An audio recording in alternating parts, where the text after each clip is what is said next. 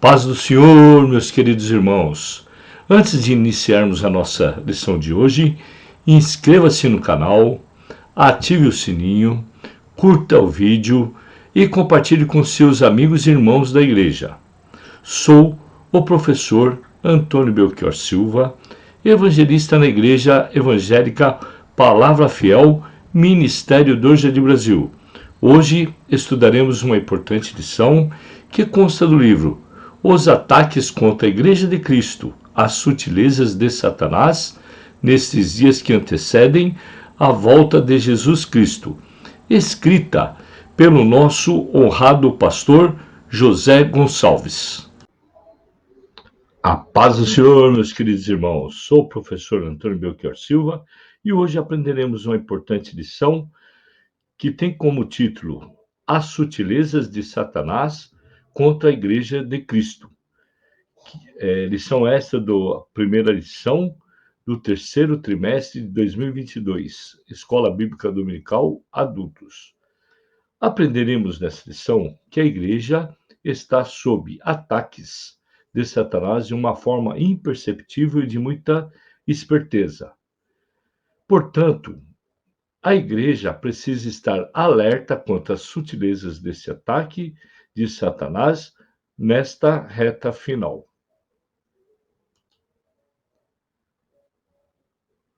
Texto áudio. Mas o Espírito expressamente diz que, nos últimos tempos, apostatarão alguns da fé, dando ouvidos a espíritos enganadores e a doutrinas de demônios. 1 Timóteo, capítulo 4, versículo 1. Verdade prática. De forma sutil e sorrateira, o diabo desfere ataques à igreja. É preciso que cada crente saia ao combate com as suas armas espirituais dadas por Deus.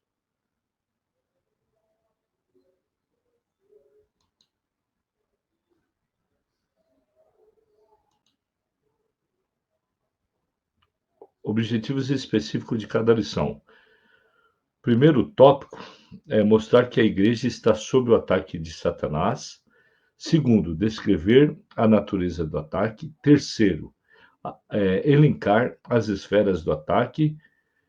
Quarto, pontuar os instrumentos de proteção da igreja.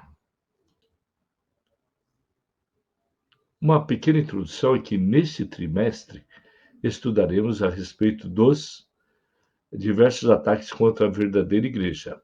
Isso acontece porque Satanás sempre se opôs ao povo de Deus, tanto na antiga quanto na nova aliança. Fora do contexto bíblico, a igreja sempre experimentou a oposição do diabo. Nem sempre esses ataques acontecem da mesma forma, com a mesma metodologia ou com a mesma intensidade. Contudo, o agente por trás desses ataques é sempre o mesmo, Satanás.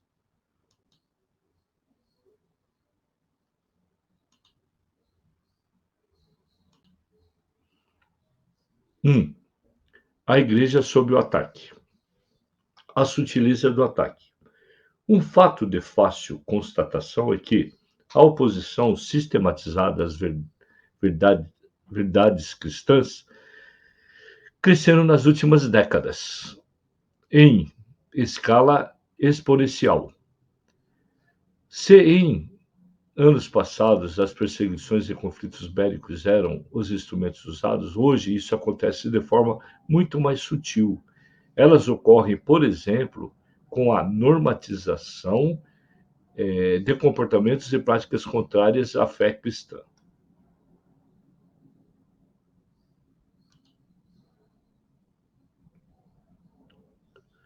2. O alerta para o povo de Deus, um fato de fácil observação nas Escrituras, é que Deus sempre teve seu povo sob alerta. No Antigo Testamento, por exemplo, nada acontecia com o povo de Deus sem que fosse avisado. Os alertas e advertências sempre vinham.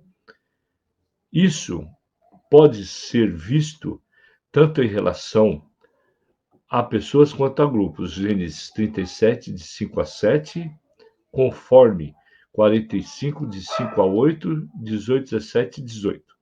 Durante a monarquia, esses avisos e advertências vieram de uma grande forma muito intensa através do ministério dos profetas.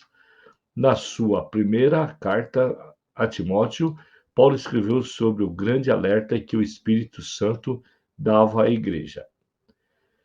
O Espírito Santo expressamente diz: o advérbio grego, retos, traduzidos como expressamente, possui o sentido de claramente, sem sombras de dúvidas. O Espírito do Senhor, portanto, faz conhecido ao seu povo os perigos que o cercam.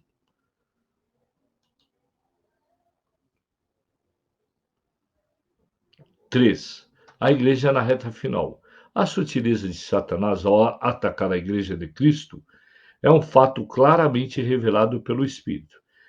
Deus preveniu a igreja de que isso aconteceria. Não há razão, portanto, para surpresa. Foi previsto e registrado nas Escrituras. Além desse fato, o Senhor também mostra que isso aconteceria nos últimos tempos. A expressão últimos tempos é uma referência ao período compreendido como sendo a era da igreja.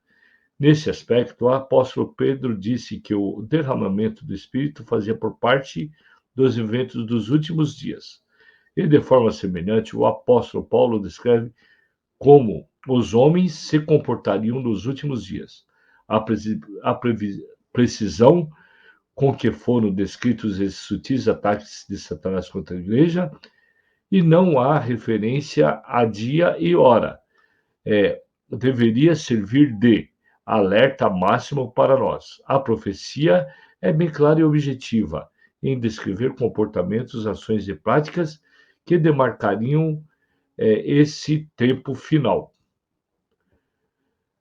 Se o apóstolo Paulo, que viveu há mais de 2 anos, disse a vivenciar os últimos dias, o que a igreja pôde dizer dessa presente época? Não estaríamos na reta final, na última volta da corrida?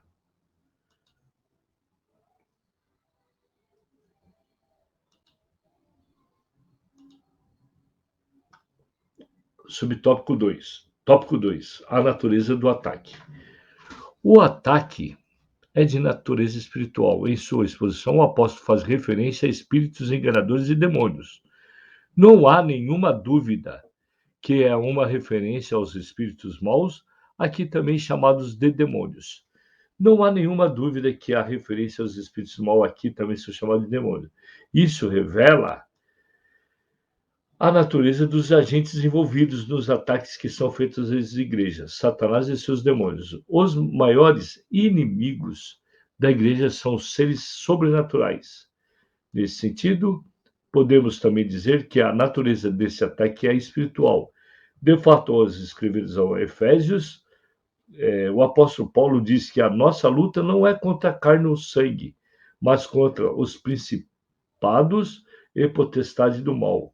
Efésios 6:12. 2. O ataque é de natureza moral.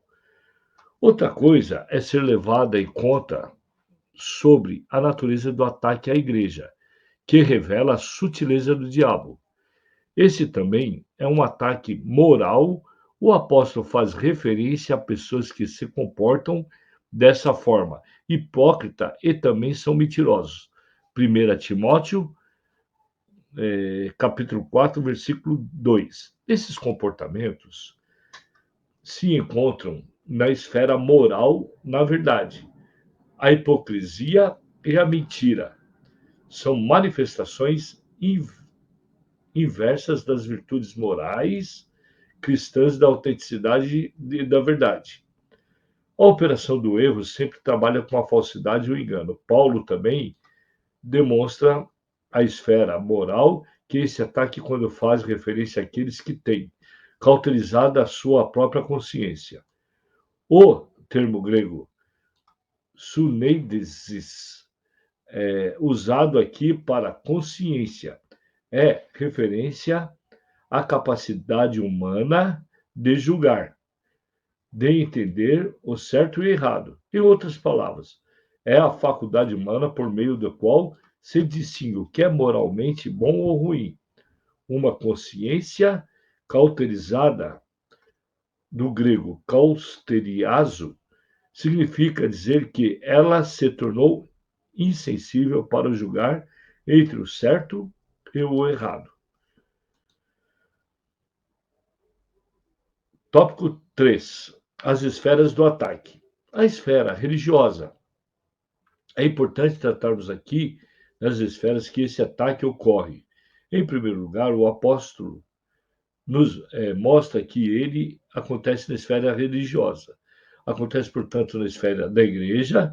Isso significa, claro, quando Paulo diz que apostatarão alguns da fé. Não há dúvidas de que o apóstolo está se referindo a cristãos professos que sucumbiram ao ataque do diabo e, que é pior, agora estão a serviço dele. Aqui, os principais inimigos do evangelho vêm de dentro da própria igreja. Não é de admirar que as pessoas que mais causam danos e escândalos ao Evangelho sejam aquelas que já lutaram em suas trincheiras. Contudo, por, por alguma razão, abandonaram a fé e se tornaram inimigo da igreja. Certamente você conhece alguém assim.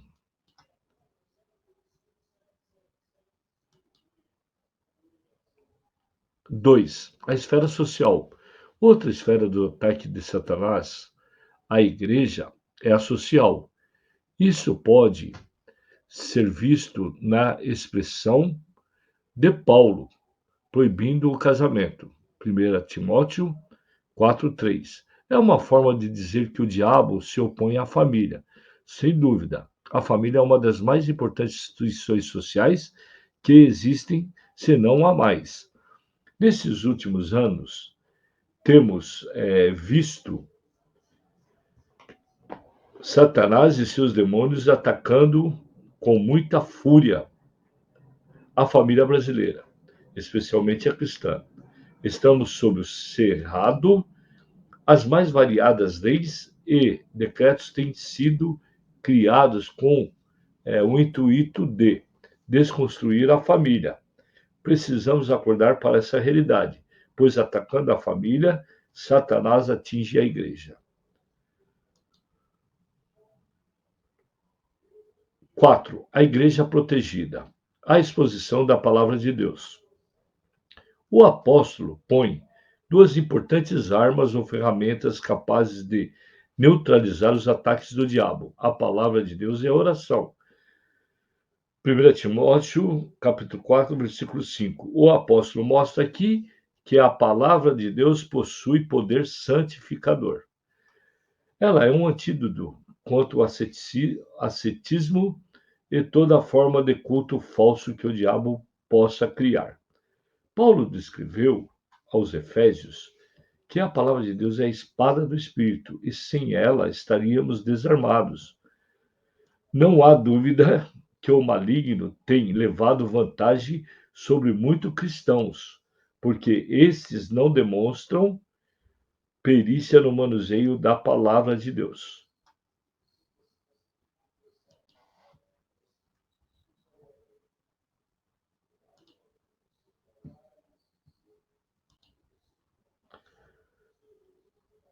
A prática da oração. Outra ferramenta apontada pelo apóstolo, a qual já nos referimos antes, é a oração.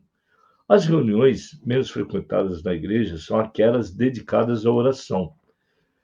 Alguém já disse que o círculo de oração começou quando a igreja como um todo deixou de orar. Portanto, persevere na oração, uma arma espiritual importante contra as sutilezas de Satanás.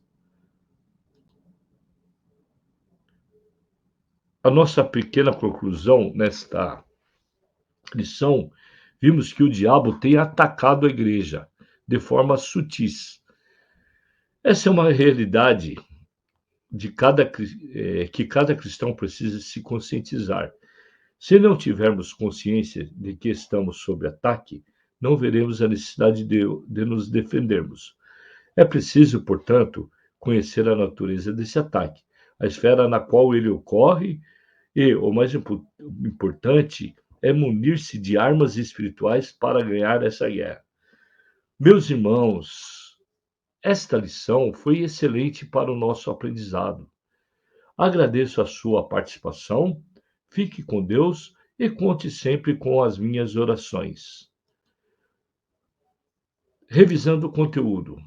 Primeira questão: como ocorre a perseguição à igreja nos dias atuais? Segunda lição: que significa a expressão últimos tempos?